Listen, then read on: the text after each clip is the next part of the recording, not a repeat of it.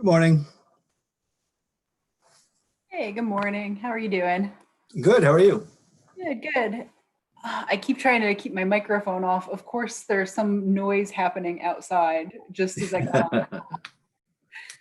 Well, I'll only stay for the start of your presentation, but then I have to scoot. But I'm looking forward to it. Thanks. Oh, no, I appreciate you being here. Thank you.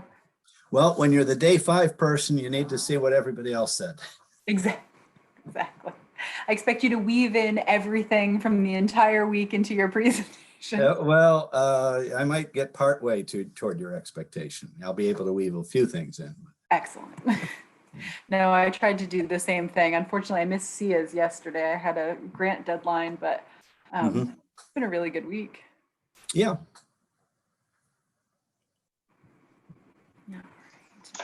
Hey, Mike. Hey, Sarah. Hey, Joe. Morning, Joe. How's everything going? Good. Good. Yeah, it's been a good week. This has been pretty crazy. We're up to 1,406. Well, let me double check on that. Actually, I think it's 1,407 people have now signed up successfully for this week. Wow. We actually hit the limit on invitations that we can accept into the free Slack version. So I think that it might actually still climb to like 1,700. But we can't invite any more people. So we've started a registration for next week. Yeah, so it's a cool problem to have, is that everyone wants to show up and you break the free version of the software that you're using. That's pretty fantastic. Yeah. Yeah. Well, especially today, right, Joe? That's right. Yeah. Hey, Chris, how's it going? Good morning. Could I just try sharing my screen and making sure I can advance my slides? I actually really appreciate you bringing that up because I didn't give you access. Oh, okay. Yeah. There you go. Yeah. Okay, because sometimes I've found that I can, once I switch to slideshow mode. Okay, do you see? You do. Yeah. First. And the slides are advancing? Yep. Okay, good. I actually ran into some issues with that too, Chris. I think it was like 2 days ago. But yeah, so I don't know what's going on. Like, it was doing some funky things with the presentation view in Zoom. So I'm not sure what was happening, but. Yeah. Oh, wait a minute. That's good. Okay. All right, fingers crossed it'll work. So I guess I kind of forgot, Chris, what was the order that we agreed on? So we're going to go first. You'll go, is it you that goes second? And then, yeah. Okay. Yeah. All right. So we sort of timed, I think you were in the session for the Institute, but Sarah and I timed it. I think it was like, what did we say, Sarah? Like 40 minutes or so, 45 minutes? Yeah, about 45 minutes. So. And then, and so I think what we have is about the same. And okay. I don't have a ton of stuff for like announcements and things to kick off today. So we should be able to get started pretty quickly. Okay. And then you said you have about, is it 10 minutes? You said, Chris? Yeah. So perfect. And then Chris, I think, said she has about 10 minutes, and that'll give us an hour. And the discussions, I don't know if you were on Sia's presentation yesterday at all, but the discussions have been like really good. Like, so I'm very excited because a lot of the stuff that they were posting actually is relevant for today. And there was a lot of questions about pedagogy and projects, experiential learning, kind of all that stuff. And one of the neater things, which has been great as a faculty member doing my own thing at WPI, has been to see across the institution how consistent we are about our approach. Like to hear that it's this orientation towards, it's not the tech. Like, don't solve for the tech, you solve for your user, for your student. You create it's about good pedagogy. Sia had this line yesterday that where he said, you know, it's one of the things that he has noticed is that, you know, great teachers in the classroom are great teachers online. He goes, and all the student evaluations kind of back up that statement. So because it's about those basic principles of pedagogy. So yeah, it's been cool. It's been cool to see that across all the different parts of the institution. Hi, Chris. Good morning. How are you? I'm good. How's everybody? Doing well. Ready to go. April. Woo. So Chris, I was just telling Chris, I was trying to work out the that I had the right order. So I'll do a quick little bit of intros about some announcements, not much though. And then Sarah and I will go. It'll be like 45 minutes. Excuse me. And then Chris will go, and then you'll go. And then we have I was just talking about how lively the question and answer sessions have been. So a lot of the questions that had been coming up were about pedagogy, so about experiential learning, and other things. How do you create great environments for students, supporting faculty, all the stuff that we're going to talk about today. So it's pretty neat. I think it's should be good. Should be a lot of questions. Excellent. And oh yeah, one thing that I didn't note is that so it's evolved over the week, but what's been happening is that people have been engaging on the YouTube channel. So I ask for their questions, they then post them, and then I copy them and paste them into Slack, and then I'll use that as a guide to facilitate the question and answer session. But yeah. Well, more power to you. I don't know how you can do all those things. It's when you're not presenting, that's one thing. But when you're the main presenters, that. Well, I don't. I was about to then say, so I could use your help in maybe carrying some of the conversation, but thank you so much for that. So you're going to sort of carry the conversation or field the questions for us, or should we be try to look at Slack?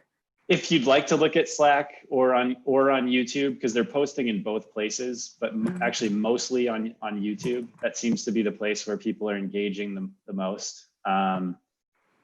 Feel free to do it too, but I will also go and field those questions. The other thing in the question and answer, feel free if questions come up for you, feel free to ask them, because I love the fact that we have 4 of us to like engage in a dialogue. I think that's going to be really valuable. So so feel free, if you think of anything, let's just have the goal of furthering the discussion. Okay. Well, thanks, Joe, but I'll be able to stay for part of the first hour again and then see Oh, great. how it goes. Yeah. I mentioned to Sarah, if you're the day 5 person, you need to see every other day, and you want to make sure that you're not duplicative or you reinforce it. And I'm hoping I carry your point through about being consistent. Yeah. I have faith. I think you should. I have no doubt. All right. Well, I think what I'll do is I'll post the live link, and then we'll just wait a couple minutes, and then we can get going.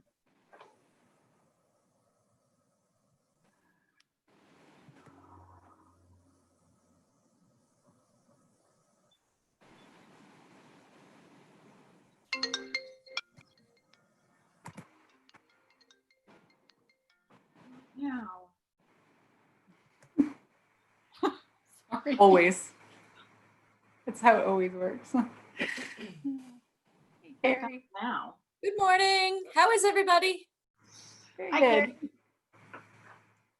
Thanks for sending your slides, Chris and Chris. They look great. I've changed mine a bit, so I'll be using mine from my computer. Is that all right? Oh, yeah, of course. I'm sure they look great too. They're better. The misspellings are all corrected. Or at least I think they are. The work is never done. A work in progress. I'm looking forward to seeing everyone's presentations today. Excited.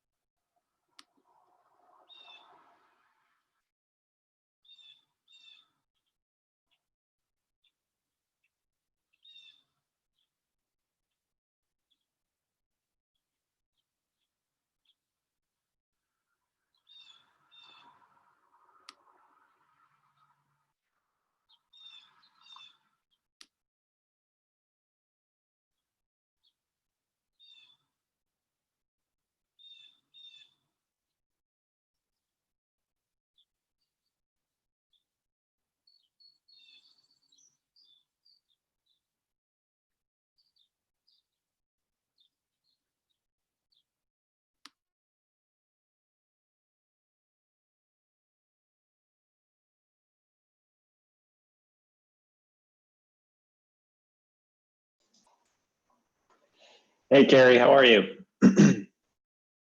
How are you, Joe? I'm doing well. Yeah, I could use a little sleep. I could use a little sleep, but Yeah, I think I almost hit 2 o'clock last night. And I'm not presenting today, so I have no excuses. Okay, I think maybe we can wait just a few more seconds here. People are joining the live feed. We're at Great. 20 people and climbing pretty quickly. I'm wondering if we're going to see Wally maybe for a short time this morning. He might have a little window. We'll see. Okay, great. It's always nice if he's available.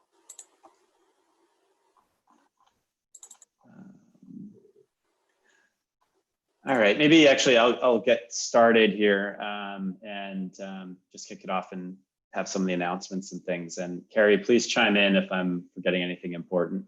Okay. All right. Hi, everyone. Welcome to day 4.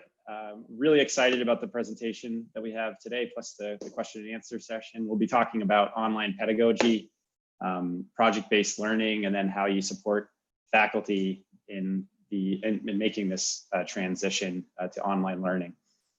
Before we get started, actually, I just want to take a quick second to again, some announcements about logistics and everything. One just quick note, everyone's following it pretty much, or pretty well, I should say. So if you notice, I created the live session link and the day 1 through day 3 videos so far. If you could please refrain from posting on those channels, that would be great. And the rationale is that unfortunately with the free version, I can't freeze the channel, so you still can post on the channel. So I need your cooperation to not bury the links with comments. So so if you could refrain from comments and posting on those channels, it'd be a really big help, because it'll make it really easy for everyone to find those links. But please, the engagement has been incredible in the general channel, in the session discussions, and then again on YouTube. Please continue to ask the questions. I'm going to be monitoring the channel and consolidating your questions, and I'll be using these to guide the question and answer session at the end of the presentations. And additionally, please feel free to chime in. If you're not watching this live, if you're watching it after it's been recorded and posted, please continue to ask those questions, because I'm still monitoring, responding, and trying to guide this discussion both in real time and also asynchronously.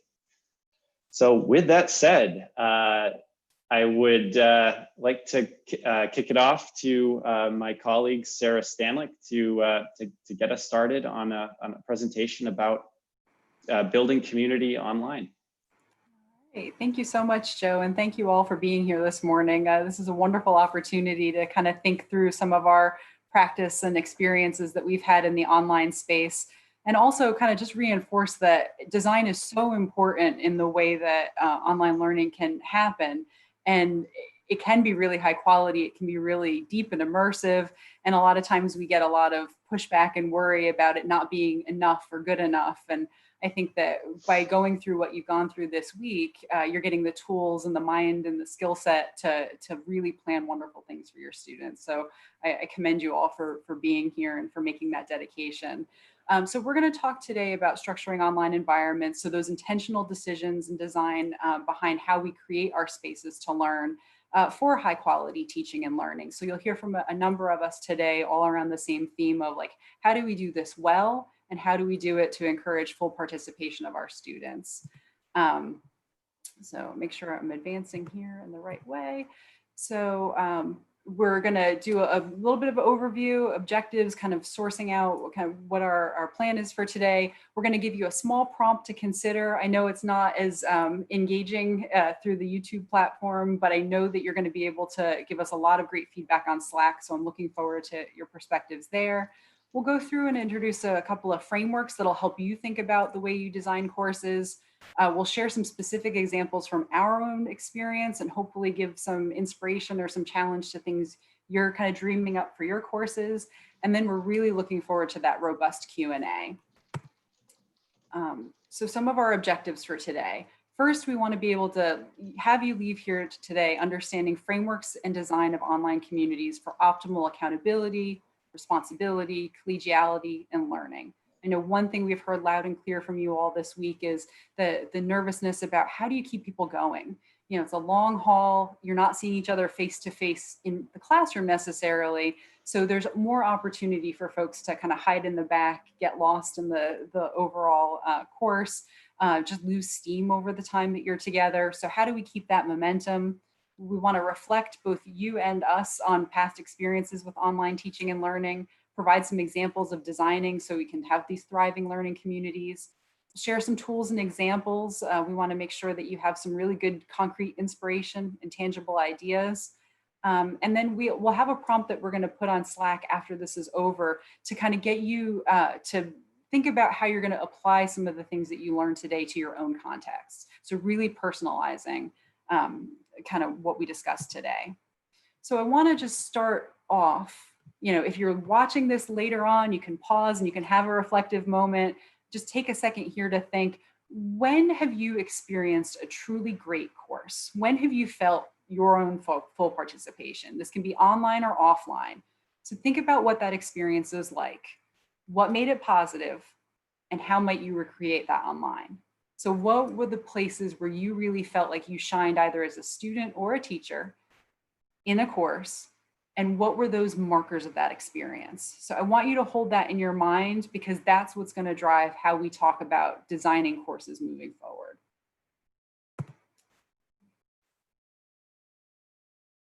I'll kick it back over to Joe. Sorry, I was muted. Right. So with all of that framing, we want you to start to think about what does a thriving community look like online. And there are three things that we'd like to leave you with, after the session is finished, and that's you should be focused on design and intentionality. So one of the big differences between online and face-to-face is that if you don't design for it, it's not going to happen. You can't, if you don't create the space online for deep learning and full participation, it's not going to occur online. So you need to be thinking about and designing with intentionality those spaces that are going to facilitate these interactions. The other bit is to model the behavior and the communication that you wish to see. So, for example, in this session, I've been trying to model the behaviors that I've wanted from all of you by posting questions, by engaging with you in threads, by posting different types of content in different channels. I've tried to model the things that I wanted from the community myself as we were going along. And then, you know, another part is to think about the technology, and with intentionality as well. Is that it's not the tech that's driving your decisions; it's you that's designing the design of the experience, and that technology is the facilitator. So if the tool is getting in the way of the pedagogy, it's not fulfilling its stated goal. The point is the facilitation of this human interaction. So With that, oh, sorry, go ahead, Sarah. No, I wanted to, you pointed out something wonderful that Sia said yesterday about can you remind us all of that, Joe?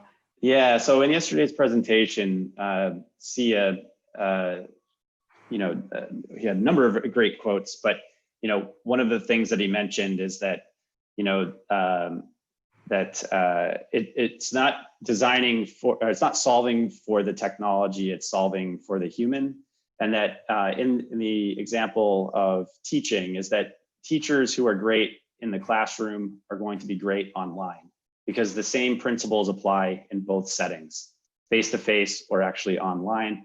What that does not mean is simply taking the way that you might do things in a face-to-face environment and placing them online, but it's those same principles that guide reflective practices that make a great teacher in a face-to-face environment, also a great teacher in an online environment.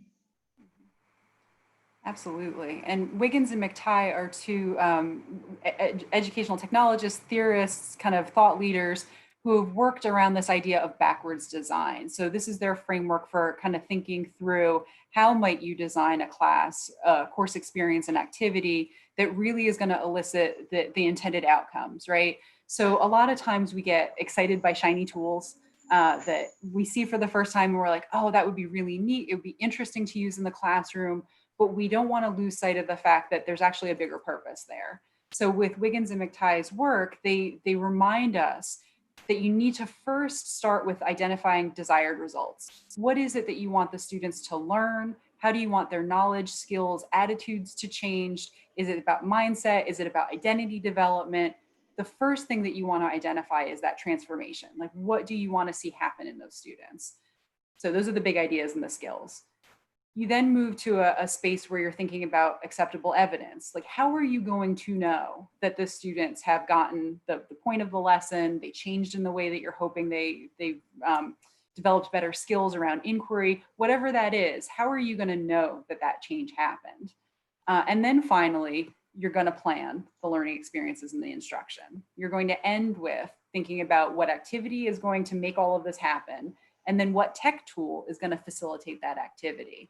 So as you all are instructors or as seasoned teachers, you know that the learning objectives are the things that drive our work. And by keeping that in the front, I think your online learning planning is going to be a lot stronger.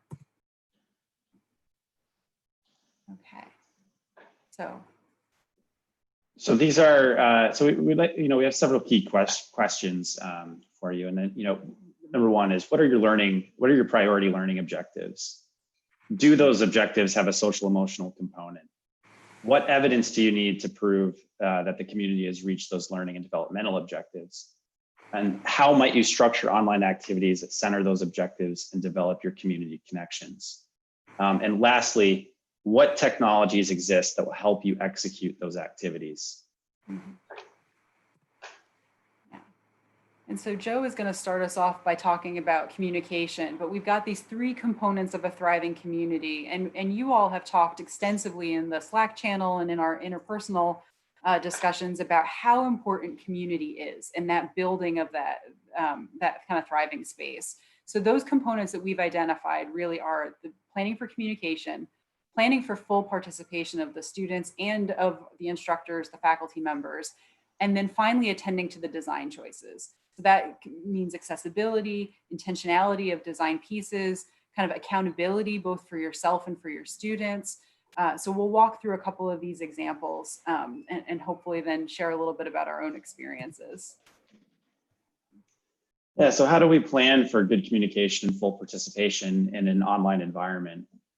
So there are really some guiding principles for this type of communication. And quite frankly, where I always start in my own design thinking is to think about how I'm going to facilitate communication. Because quite frankly, if you don't plan for it, you don't design for it, it's just not going to happen. So it's crucial to be intentional about how you're going to communicate. That means that you communicate to students on the ways in which you need to that you will communicate. Is it going to be via telephone? Is it going to be email? Is it going to be on Slack? What are your expectations around the ways in which you're going to communicate? It's also so then by thinking about those expectations, you try to design the online system to optimize that communication and sharing. If you look at our own correspondence over the past week within the Slack channel, tried to maximize the ability to communicate amongst all members of the online forum. And so Slack was a great tool or a selection for that purpose because it optimized communication and knowledge sharing. Another thing to be thinking about is around this idea of multiple pathways for communication.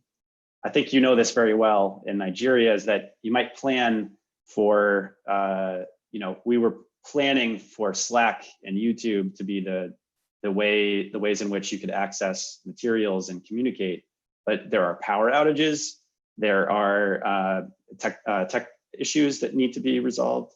So planning by having multiple ways of communicating, it becomes critically important. The other thing is to be very clear with students about accountability. And actually, I mean this in multiple different ways. So it's accountability of the students to you. It's the accountability of you. So your accountability to your students. And then it's the accountability of students to each other. And what I mean about in the context of communication is that what are the expectations on the ways in which, so not only the tools, the means, how are we going to, what is going to facilitate our communication, but what are our expectations about when we will be in touch with each other. And then actually what becomes really critical in an online environment is also when you're not going to be available. So for example, if you communicate up front that you are not going to be reachable between the hours of 9 p.m. and 7 a.m. for just as an example, that communicates to your students' expectations of when you will get back to them, because it's at a distance. It's possible to kind of get lost in all of our daily lives and in sort of the noise.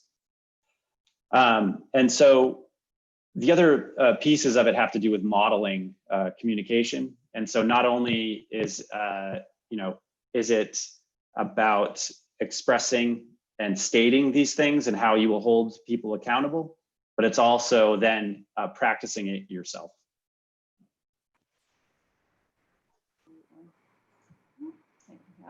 And the other thing that we want to think about is kind of, so communication is the way that full participation can happen, right? So it leads naturally. Full participation is the idea that everybody in the classroom feels like they have access to the tools that they need. They know that they have the pathways to be able to communicate. They know that their voice and their opinion or their engagement is welcome in the space. So that starts right from the syllabus and the very first meetings that you have. So to Joe's point about communicating when you are and are not available, what expectations are, I try to elaborate on that quite a bit in the syllabus, making it very clear. I set aside this exact time in order to have office hours. I want to make sure that people feel like they can drop in at any time and they're welcome. Here is my Zoom address, so you can pop in at any time. I'm very clear about my email standards. I will get back to you within 24 hours. If I haven't, please ping me again, because I'm human too. And, you know, I don't always remember everything perfectly. So it gives you a little bit of humility too, makes them feel a little bit more comfortable that, you know, their foibles can be, such can be understood too. So you're really designing for, you know, that full participation in ways that allows the students to be able to communicate with you freely, to be able to understand exactly what's expected of them, using language frequently that calls them in versus shaming them. I know Joe is going to have a great example later on, so I'll preview it a little bit, just about multiple pathways for communication and when it's right to just connect with a student separately versus in front of the entire class. So sending a little message that's not a super long email, but a hey, check in, everything okay? Haven't seen you in a while, haven't seen your voice in the discussion boards. So thinking about ways to like just gently nudge folks too, to make sure that they're seen, but they also don't feel on the spot or that they've done something wrong and then they want to hide, which is something that I've seen students in the past do. I may have done myself as a student. So a couple of ways that you can, mechanisms for the classroom, you can think about engendering this full participation.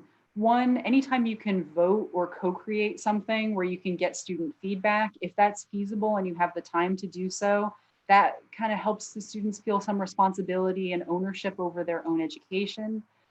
Creating classroom principles together. I usually have a guideline for effective dialogue that we roll out at the very beginning of our courses, because, you know, especially teaching sociology, political science, some things that have to do with racial and social justice, our discussions can get heated or can get uncomfortable or emotional. So making sure that everybody's kind of bought into this idea that, you know, we're going to have difficult discussions, but we know how to productively work through them. And here's the principles we created together so that we have those things kind of ingrained in the classroom.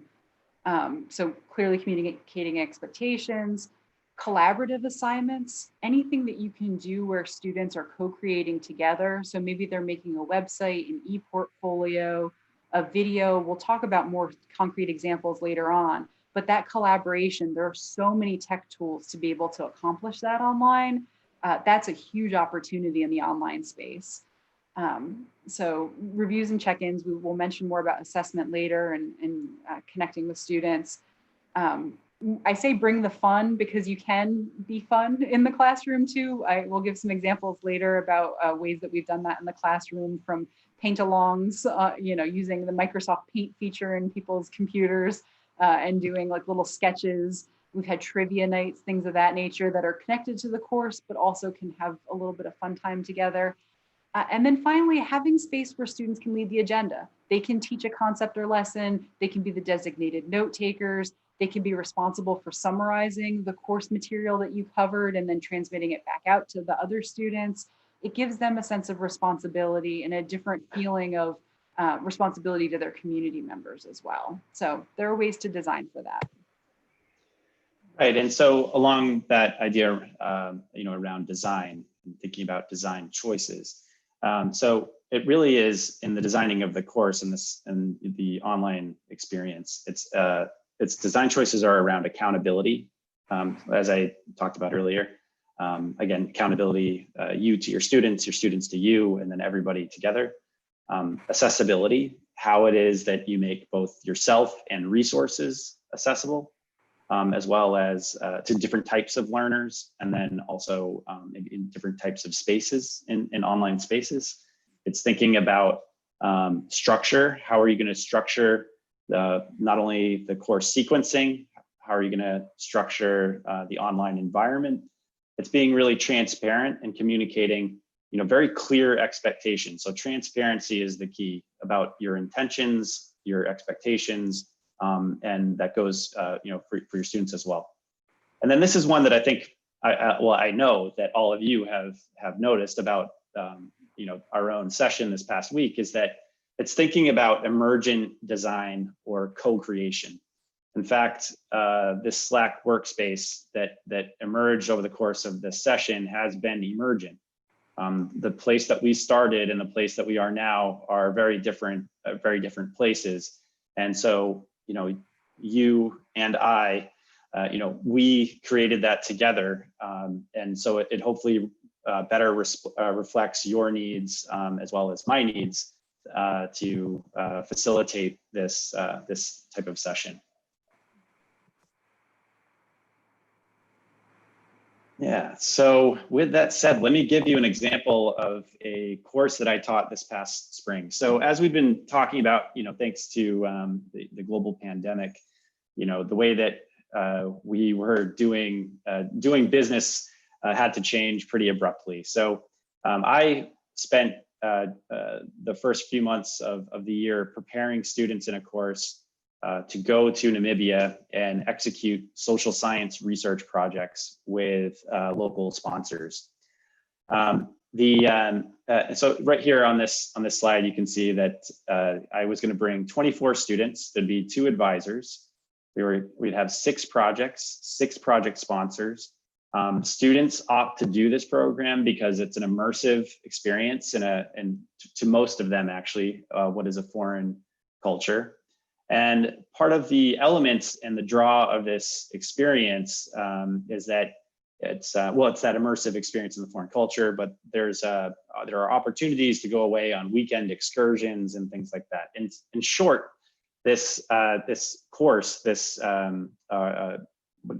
project experience is completely immersive. And so those are the design challenges that I had in front of me was, how do I design this, a really high quality online learning experience for students who are going to head to this destination and have an incredible face-to-face experience in a foreign culture. So this is this was the design challenge. How might we design an immersive online experience that achieves the following goals? I wanted to be able to support and enable individual students to perform to the best of their abilities. I wanted to support and enable teams because we organized our students into teams and allow for the teams to function optimally. Thought about how in the world we could design opportunities for the cohort to support and engage with each other and also learn from each other.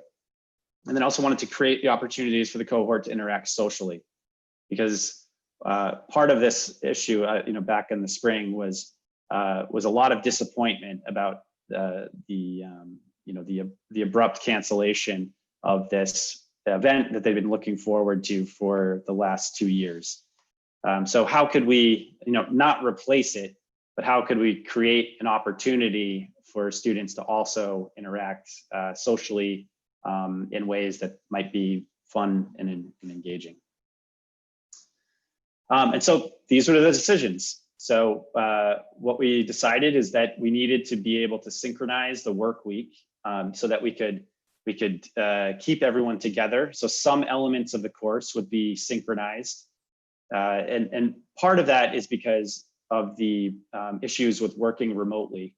It's as it actually has come up in previous sessions and came up in the Slack channel from some of your questions about how to support students, is that there's a big difference between showing up to a location and sort of having the environment help facilitate the interactions, keep students engaged, that sort of thing.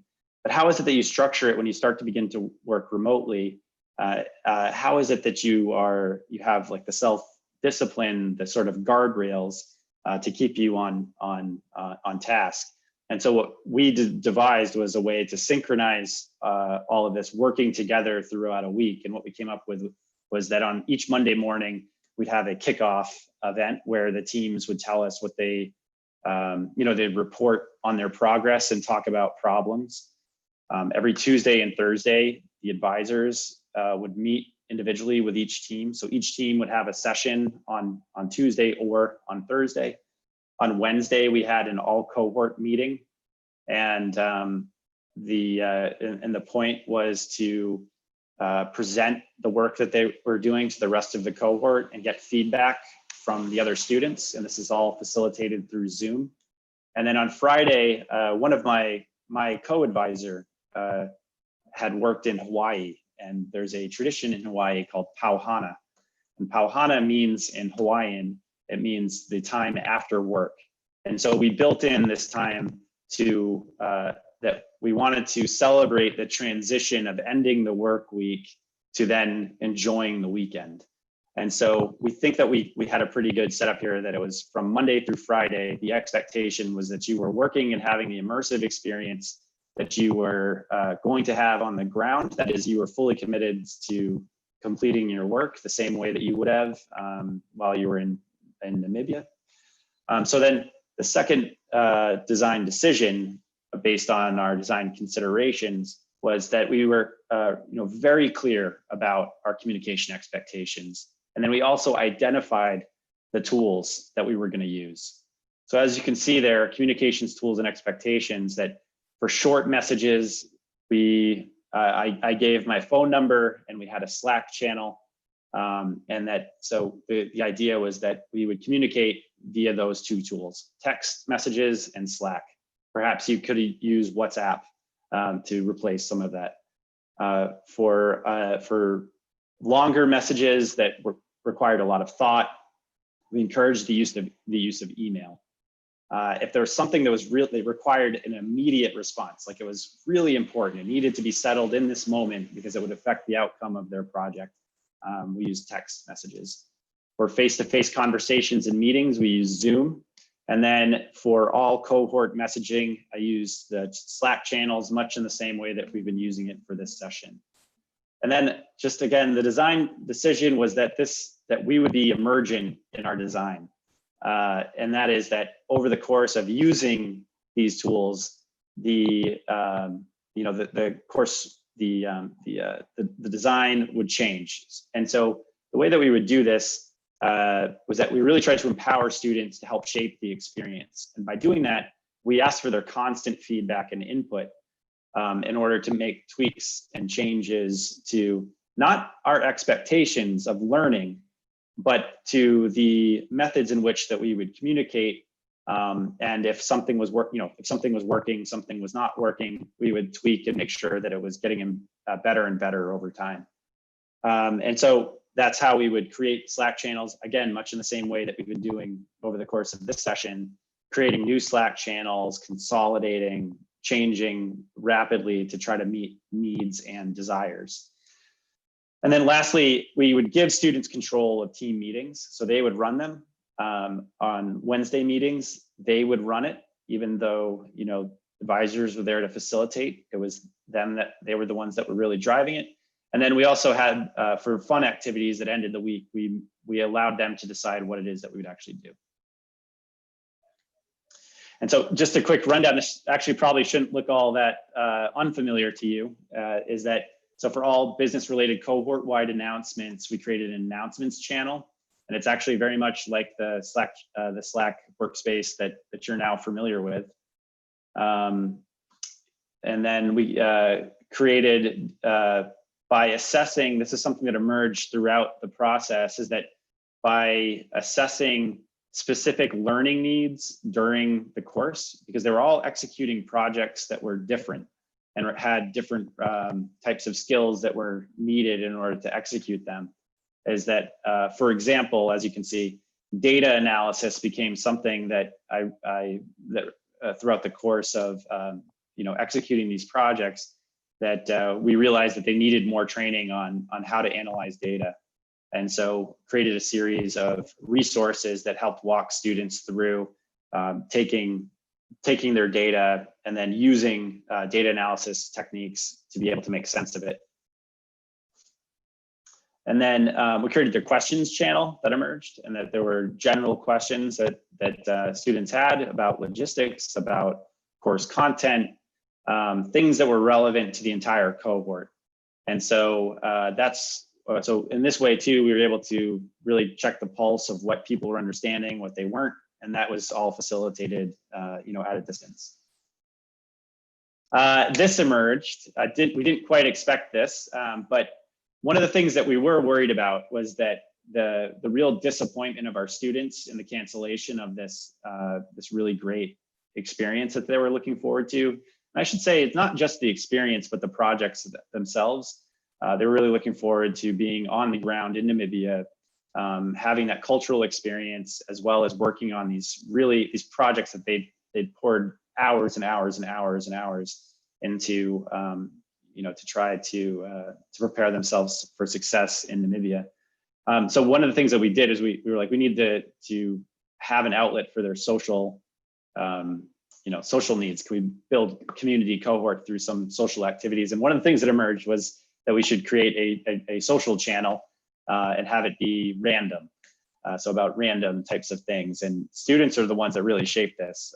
Everything from posting pictures of their pets to, I'm not sure if this has made it to Namibia or not, but there's a documentary in the United States called Tiger King that's just pretty outrageous, but it was what everyone was talking about last spring.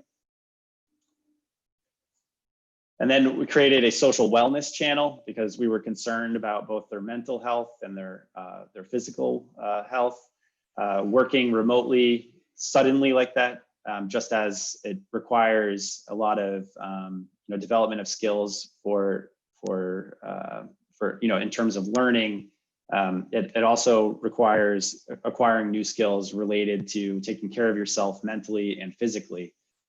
Some of it is around feeling isolated from everyone, or in the case of the pandemic, it was being isolated in a potentially in an apartment or elsewhere. So we wanted to make sure that we had outlets where I would put resources related to types of workouts that they could do in their apartments, some mental health resources, things to that nature. And actually the feedback from students is that they really appreciated it. And then we created a suggestions channel where we solicited feedback from students, and they just actually told us what it was that they thought we could do better. One thing that was great was that that it really helped guide and shape the course. There was just actually like this session, the number of really great suggestions that have come from you all are things that led to developments that shaped the structure of our Slack workspace. The same thing happened with this cohort. And then what we did in the case of last spring was that we created we needed a way for teams to communicate with each other and then also to communicate with us. And we didn't want that to be in public spaces. There were questions and things that as an instructor, we needed to work specifically with them. So we created team channels which were just for the team members. So 4 members of a specific team and then the 2 advisors. And we really use this as a way to load documents and to share ideas, critiques, all of those different things. Yeah. So I'm going to talk a little bit. Joe and I have very similar experiences. We both were advisors in D-Term, which is the most recent, well, at this point, no. In spring, we both had this experience of advising for project-based learning. In addition, and I know Joe has a similar experience, I have about a decade of experience in terms of teaching and learning online. So I wanted to talk a little bit about not just the project-based, but just the wide variety of experiences that I've had and some of the more interesting activities that we've done and lessons I've learned over time. So like I said, it's been about 10 years of teaching online for me. Most of my focus has been on sociology, political science, global citizenship, health-related topics. I do a lot of research methods, training, and a lot of things that related to community-based participatory research, which is interesting, right? So there's a lot of immersive experiential pieces to that to move that online or to have that online, you have to be really thoughtful in how you plan that. So I've done everything from traditional lectures to project-based immersive online. I've worked with students from first-year students or high school scholars to working adults who have gone back to school and they're, even looking for a second career. So a lot of different life experiences, considerations for the type of student that you're working with, and just the challenges and opportunities you have there based on their life experience. And I've been at a variety of different institutions. I've started at WPI in 2019, which has been a phenomenal experience. And so we'll talk a little bit just about things I've learned around accessibility, inclusion, communication, and just the planning for the diversity of young scholar that you have in your classroom. So one of the biggest takeaways that I've had from my time working online is about this setting expectations. And I think that this is a thread that's gone through our entire presentation today.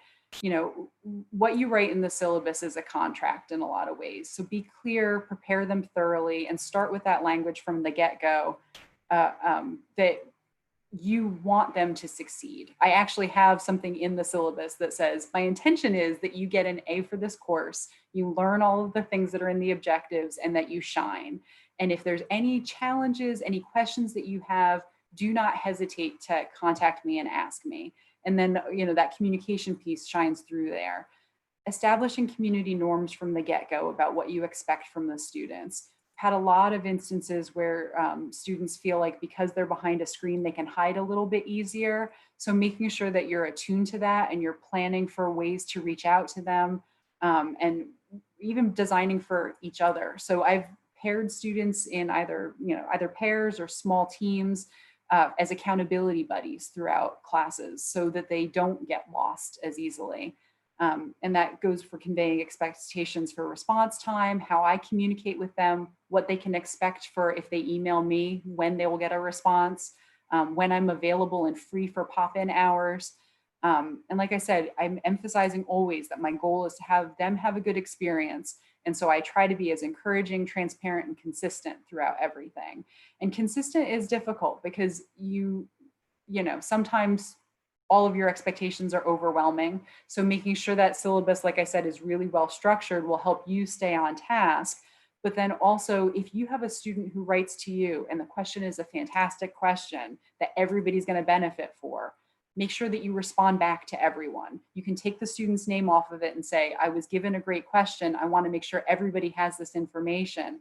And I've gotten more in the habit of that to make sure that I haven't told one student one thing and one student another. Or I haven't shared a really good insight that puts one student at an advantage and disadvantages the rest of the students.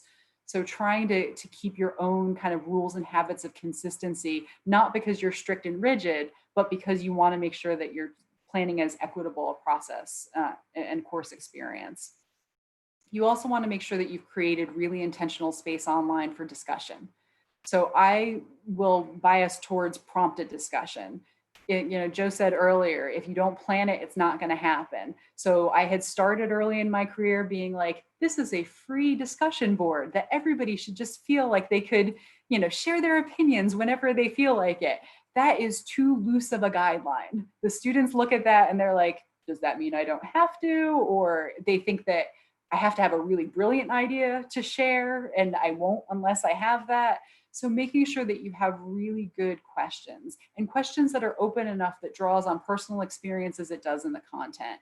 So I have I've changed for this term, the summer class that I'm teaching right now, I have blog posts. I have a very specific prompt that the students are responding to. And I ask them between the course materials, your personal experience, and critical questions that have come up for you, explain the following concept, the following phenomenon about community engaged research is the context there.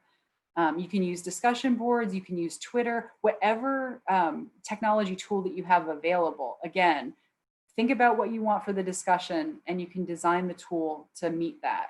So I have had synchronous online Twitter discussions before where you send out prompts and you have students responding to it. And it's a nice way to gather everybody together. There's not a lot of bandwidth pressure because you're not on video, and students can have that moment to kind of gather their thoughts, write something and respond back, but they don't have to write a full 2-page paper or a full discussion post. So being able to have those little and big conversations and kind of scaffolding for how deep you want the students to share, you can plan some interesting things. If you have a giant class, you can parcel out the students into small discussion groups. And sometimes, depending on the course platform that you have, you could make those groups kind of exclusive to those couple of students, and they're responsible for kind of self-organizing. As the instructor, make sure that you're engaging as much as possible and you're responding to the students' posts. That shows that they're being seen, that you're watching and that you're paying attention. And it helps them be affirmed too. If somebody shares something really interesting, say that. And that kind of reinforces they did something great and they're worthy of the scholarly space. It also helps you if somebody says something really not fantastic, something inflammatory, you can also intervene there as well. And sometimes students feel a little bit more comfortable sharing things that they would never say face-to-face in an online environment. And that's both a challenge and an opportunity for you as the instructor. And that's again why their guidelines, rubrics, expectations are so key.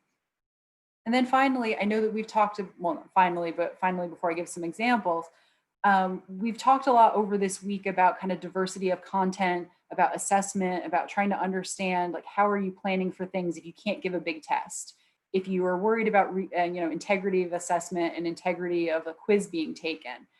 Think about instead, just like we did with the backwards design of the classes, what are you really going for in terms of how students are reaching their learning objectives and what you want them to get out of the course. So you can design for a diversity of content, skill sets, and mindsets development through your different activities.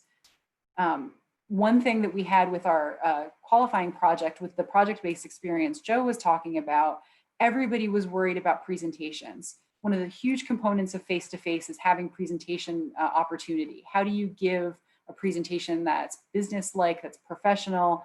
So what we did for our experience is we had a mix of presentation types that the students would deliver online, formal and informal, recorded versus live. Some were more artistic, some were more business-like, just to give a variety and experience to them to feel how different presentations feel and to get their confidence up. So when they do a live presentation in a business in future, they have some of those just comparisons and feelings in their mind that they understand what different presentations look like and their capacity to deliver them. I'll talk about e-portfolios in a second. Same thing with website creation. And then think about how students are curating material too. It's not all about necessarily creation or regurgitating facts through a test, but it also can be how do students put together information to present it to someone else to show depth of thought. So again, thinking about how the students are using all of their different skill sets and Bloom's taxonomy verbs there. For one of my courses, I have students put together a final portfolio. This student decided to use the online WordPress, which is free for personal use. And they put together all of their assignments for the entire term. They elaborated on their own learning objectives, what they got out of the time. They provided evidence through the e-portfolio. So you'll see on the side here, I gave them 2 final reflections and solid prompts they had to respond to. I asked them to put together all of their assignments for the entire term and then pick out pieces of evidence that show that they met the learning objectives that both were in the syllabus and they set for themselves. I gave them some guidance of a quick answer worksheet, some very loose, very quick prompts to respond to about how they changed over time. And then I asked them to include anything else that they were particularly proud of that I didn't ask about. So it gave them the chance to be creative. When I talked about the presentation styles, Pachakachas are a very forced, quick, 20 seconds a slide, 20 slide presentation format that is very visual and very informal.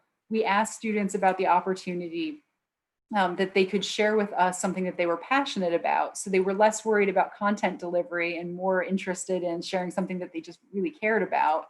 And we did these over a week where 5 students would present in an hour-long time over lunch. And it was a great way for them to start to get their feet wet around presentations when they really weren't super confident quite yet.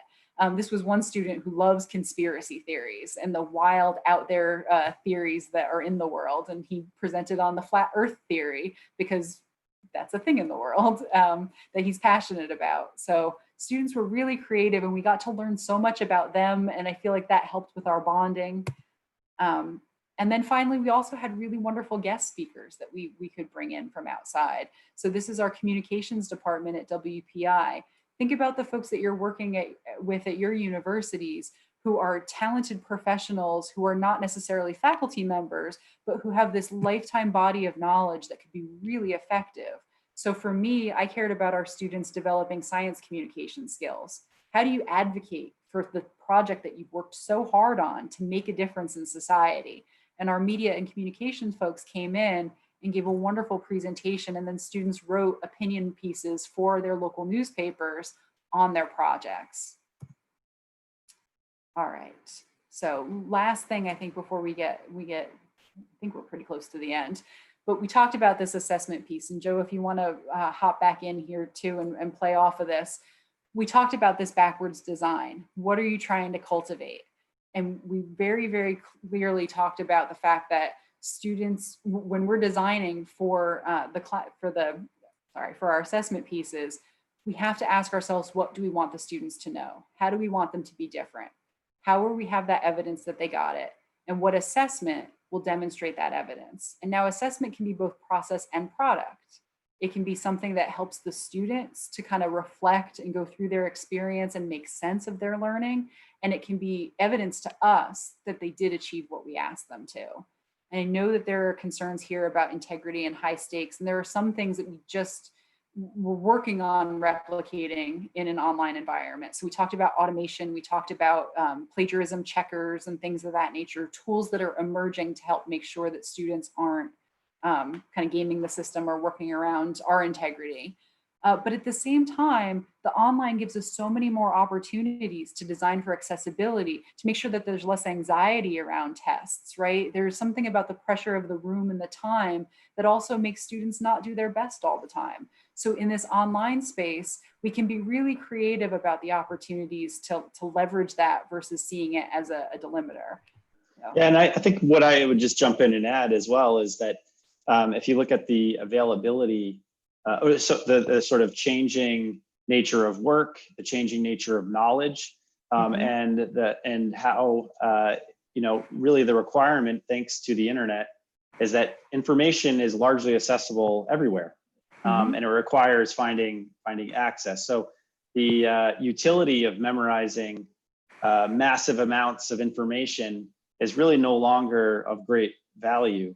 And so thinking, it's actually helping us to think and reconsider what is the point of assessment and how is it that you actually go about doing it. Yeah. So our couple of takeaways, best guidance practices that we've kind of considered: giving students a say in driving of the creation of the experience, making them feel responsible for their learning while also providing clear parameters so they can shine and feel fully invested. Thinking about how democratic you want the space to be, how much voice that you want to have the students have in that area, and designing for that accordingly. Making sure that you have emergent and co-creative models that can be fun and flexible as you move on. Sometimes you'll find that something simply doesn't work with the students that you have in the classroom, either because of accessibility, technology issues, personalities. I have a very different personality than most of my WPI students.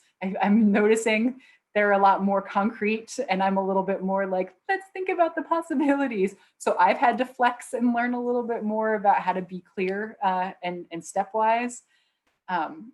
Early and often communication, and then ideas for structure. So be rigid on goals, but flexible on activities. I think that is kind of the secret to a really successful design, and space for play.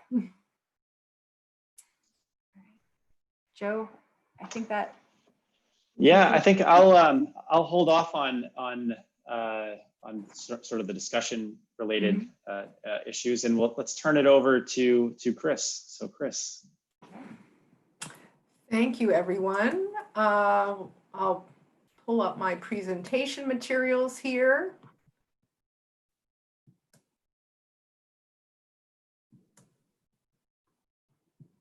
Can you see my slides? Very good. Good day, everyone. It's a pleasure to be with you all today. My name is Chris Demetri. I'm a professor in our Mechanical Engineering Department, and I direct our Teaching and Learning Center. And in that role, I coordinate programs and services that promote excellence in teaching.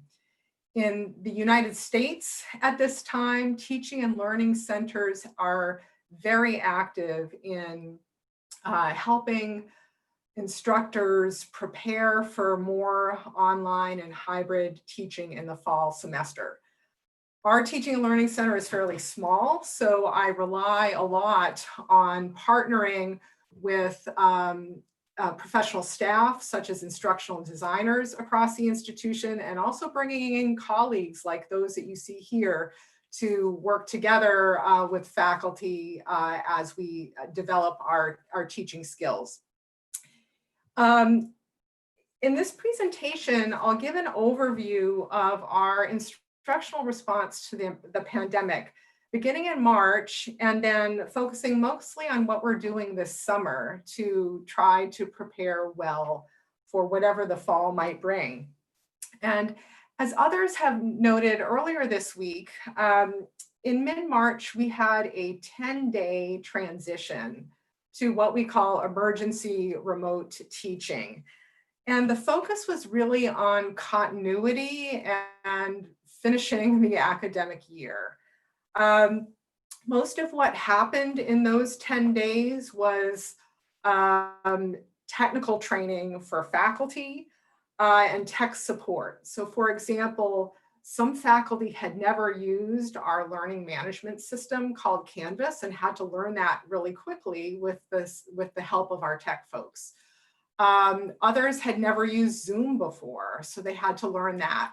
So we had a lot of online training for those faculty to learn those tools, but it really was a tool-driven response. We got through that period successfully and feel good about that. But what we delivered in March and April was not that intentionally designed online education that Joe and Sarah just spoke about. So we're using this summer to take a more thoughtful approach. One strategy we're using is to provide incentives for more faculty to offer summer undergraduate courses online with some training.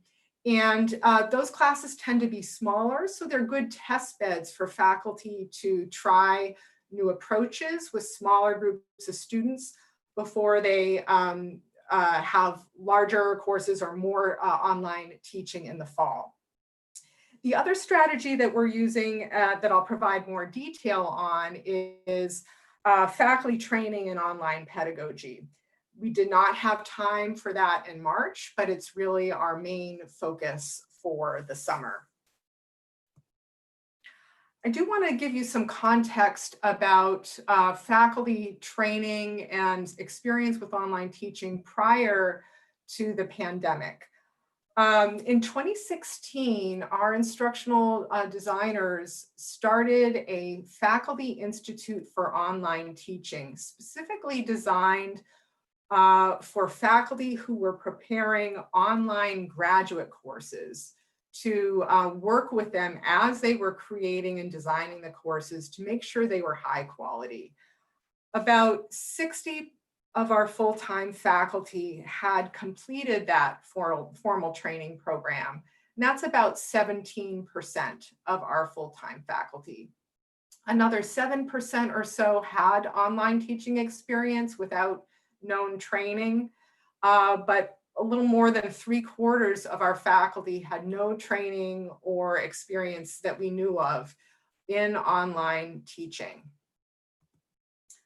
By the end of the summer, we're expecting that at least 2/3, hopefully even more, but at least 2/3 of our faculty will have completed formal training in online education. And for the rest of my presentation, I'll share our strategy for achieving that growth. So this theme of communities keeps coming back up, and our strategy very much focuses among building community among the faculty around online education. And it really begins with our two instructional designers, Caitlin and Valerie. And I'm not sure if you have these positions in your institutions. These are different from tech support people. They usually have master's degrees, sometimes even doctorate degrees in instructional design, which give them strong pedagogical knowledge and knowledge of the science of learning. What they did is to design some basic training to accommodate a large number of faculty members this summer. So far, around 210 of our faculty have participated. And so that Faculty Institute I described previously is a very in-depth experience where the instructional designers give them a lot of feedback in developing their content for the course. That wasn't going to be possible for 210 or more faculty, so it's more of a basic model, and I'll say more of that in a moment. Well, we also recruited what we're calling faculty online champions in each department or program, so that during and after the training, faculty have colleagues to reach out to as they're going deeper in developing their courses for the fall. These champions usually have prior training or experience teaching online, and most importantly, enthusiasm about teaching online. And each champion is responsible for reaching out to their colleagues in the department to build smaller communities of practice as the summer progresses. So you can really see that this is sort of a networking type of community building model. Our two instructional designers prepared a training program that we call the Online Pedagogy Workshop.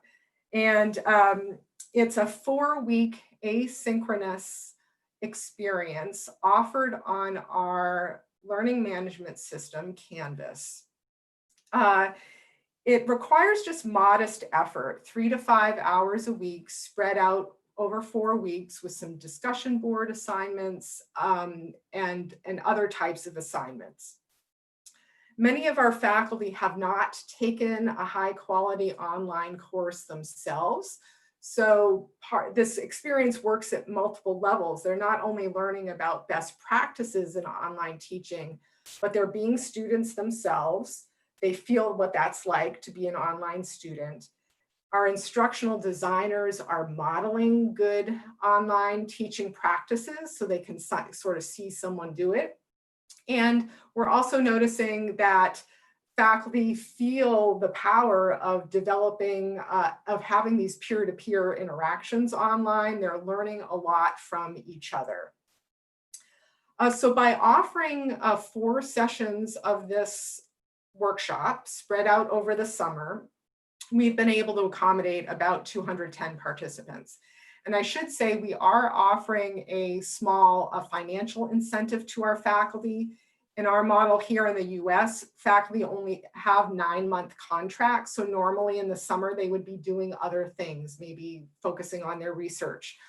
So we have offered them some professional development funds in recognition of the time they're spending this summer on their teaching development. This online pedagogy workshop has 4 modules, and much of the content is along the lines of what Joe and Sarah shared. Begins with an overview of backwards design, thinking about learning outcomes first and assessments and evidence that will show that those outcomes have been achieved. They learn about and brainstorm about authentic assessments and think about formative assessment as well as summative assessment. There's also some work on using rubrics to be very clear about expectations for assessments and making all of that transparent for students. The active learning module includes topics on student engagement, collaboration and group work, effective and ineffective use of discussion boards, being really clear about activities that students are engaging in. The online course delivery module includes principles of universal design for learning, for access and inclusion for all students, having content that's available in multiple ways or can be accomplished in multiple ways by students. It also includes effective and ineffective use of video recordings in online courses. And then finally, week 4 focuses on building community. Here it is again.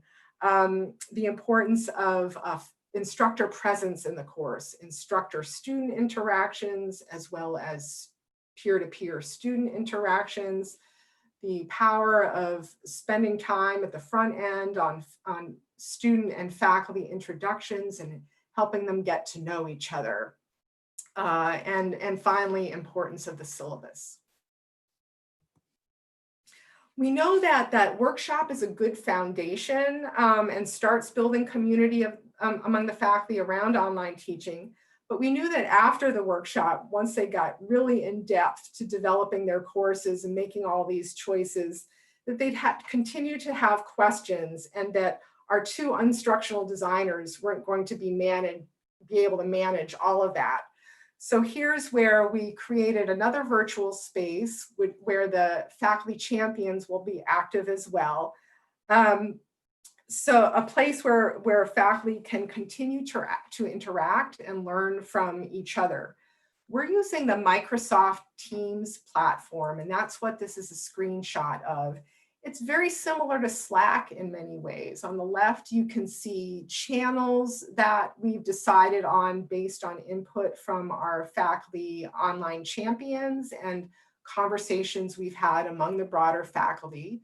So there's an accessibility and inclusion channel, a lab courses channel, for example, and we expect that these will might change as the summer proceeds in an emergent type of way. There's postings and chat functions for exchange of ideas and resources. People can ask questions, share successes and failures. So we hope this gives faculty a sense that they can be creative and problem solve together, and that they're not in this alone. And then finally, this Microsoft Teams site will also be a place to disseminate resources. For example, our instructional designers and teaching technology staff have created this infographic that illustrates a variety of course models that combine face-to-face and online learning in various ways. So to conclude, I will say that although this continues to be a really stressful and uncertain time for all of us in higher education, I'm also reminding myself frequently that this is an opportunity to deepen our teaching practices in community with each other. We will also be in a better strategic position when all of this is said and done to use both on-site and online modalities to reach a broader range of learners well after the pandemic subsides.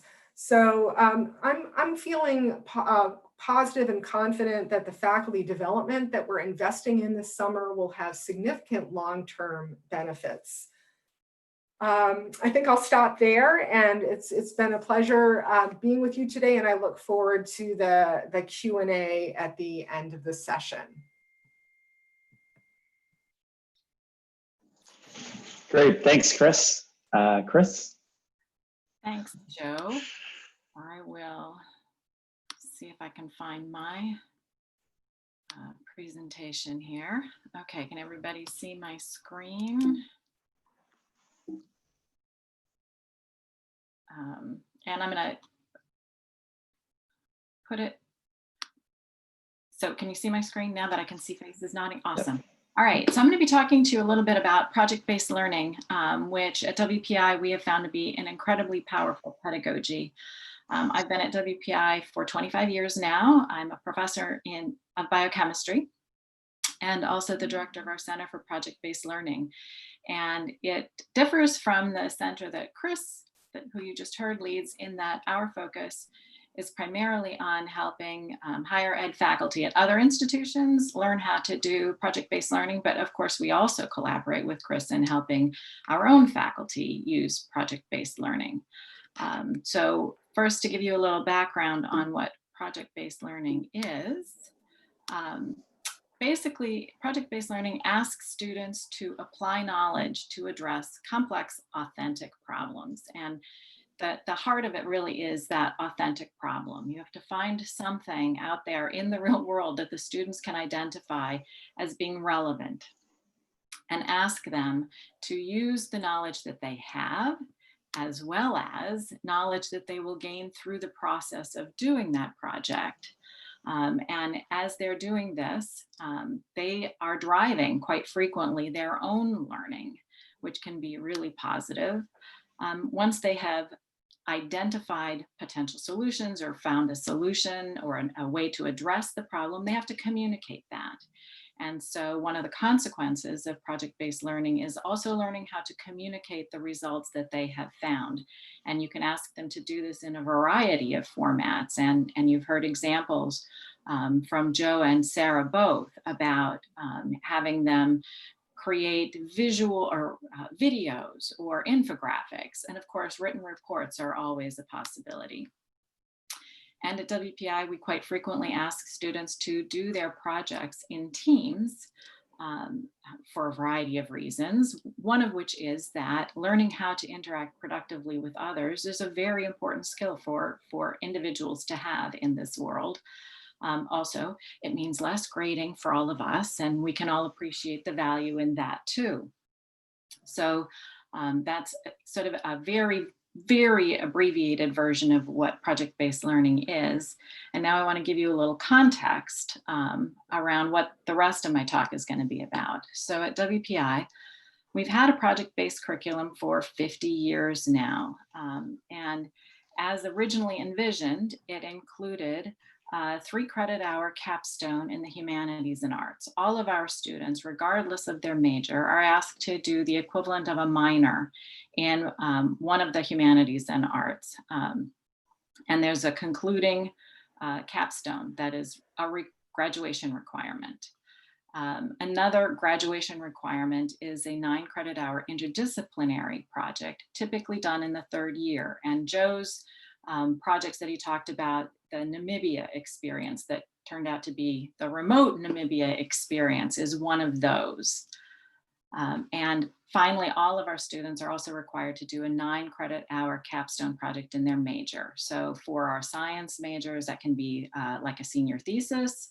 For engineers, it's quite frequently a design project. And then just recently, in 2007, we added another potential project experience. This one's optional, a 6 credit hour interdisciplinary project-based course specifically for first-year students. And that sort of is the suite. But over the 50 years, we've discovered that projects have crept into many of our courses. And we did a survey of faculty a few years ago, and 85% of the responding faculty had said that they now use projects in their courses.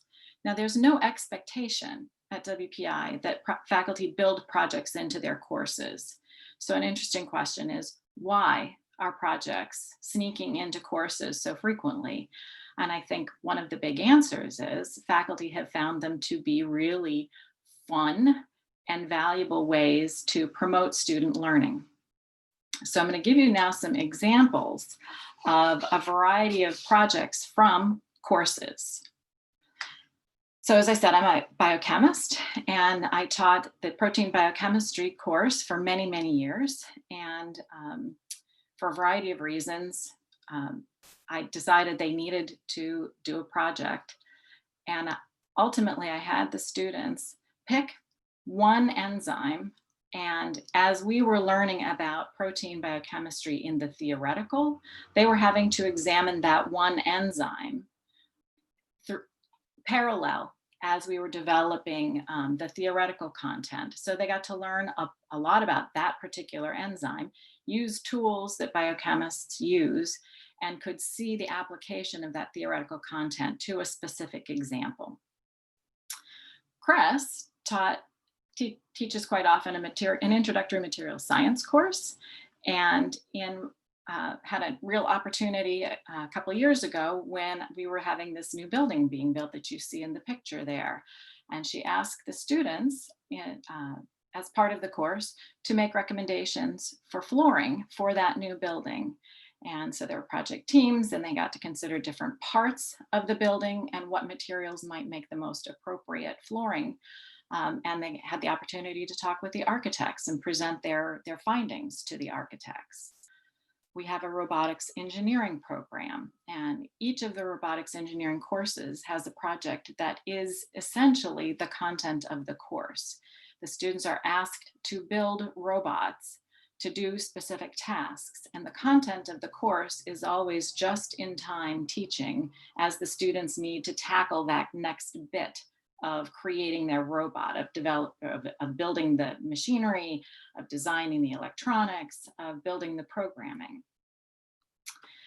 In a physiology class, students were asked to create videos providing data to support or refute popular health messages. And that was a lot of fun.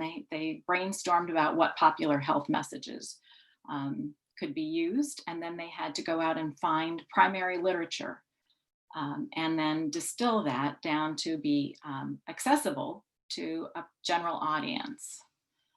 In our music classes, there are students who helped create a database of jazz musicians who are less well documented because they have been minor yet important characters in the development of jazz. We have psychology students that test the principles or hypotheses that they're learning about in their psychology classes by using campus observations. And so you can see that the range is huge, and there are more. I could go on, but I wanted you to see a variety of different examples from different disciplines so that you can see maybe some possibilities for yourself. But get back to why do we claim that it's a powerful pedagogy?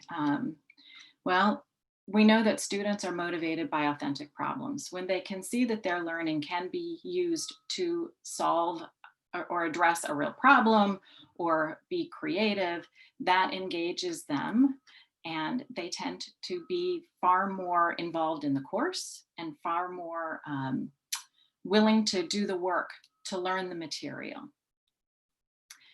The learning that they do in service of a problem tends to be longer lasting. We all know students who've been able to memorize an amazing number of facts. They're great at regurgitating it on a piece of paper within, days or hours. But I know from my own experience, as that protein biochemist, I had to memorize all the amino acids, right? Their structures, their names. I'm sure I forgot the vast majority of them within weeks of finishing that course. I had to rememorize them when I had to teach the class. But if you have to actually use that information, it tends to stick with you longer. And really importantly, not only do you learn the content of your course material better, while you're learning it, you're also developing transferable skills. So transferable skills, that ability to communicate, problem solving, leadership, working on a team, all of those are skills that will benefit our students, both in our courses and out in the outside world. And particularly for the purposes of this conversation, projects are easily transferable to online environments and actually do so better than some other forms of pedagogy. And so we're hoping that you seriously consider using projects. And I'll give you now some more evidence from our own context. So that 50 years of project-based learning that we've been doing here at WPI, several years ago, we undertook an alumni study to make sure that the things we were claiming about our project-based education were really true. We believed that it was beneficial, and we heard from students that they thought so on a one-off basis. But we undertook an extensive alumni study and asked students whether or not their big projects, and this was specifically asking about those big degree requirement projects, the extent to which they thought participating in those projects had the benefits that you see on that slide that we thought would be helpful in their professional lives.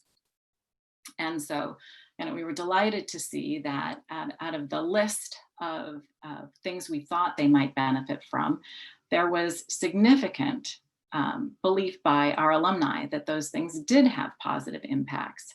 And we're particularly delighted in the fact that those top two, for students to be able to say that it helped them take responsibility for their own learning and develop ideas. I mean, what an important gift to give your students, which is not to undercut any of the others. Being able to function effectively on a team and interact professionally are also really valuable.